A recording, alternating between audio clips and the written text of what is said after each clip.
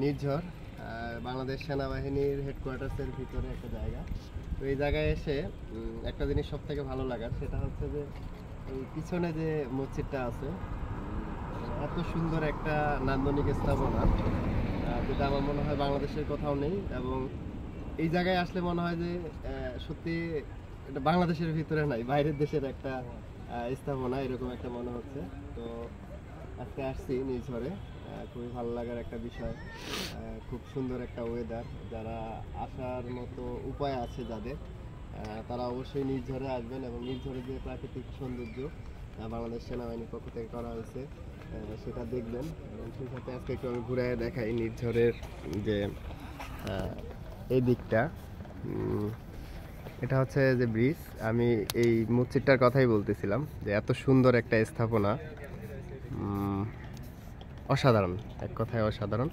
গতকালকেও আসছিলাম, আজকেও ভাবলাম যে যাই একটু সন্ধ্যার দিকে, ভালো লাগতেছে। রেস্ট্রিকশন এরিয়া একটা।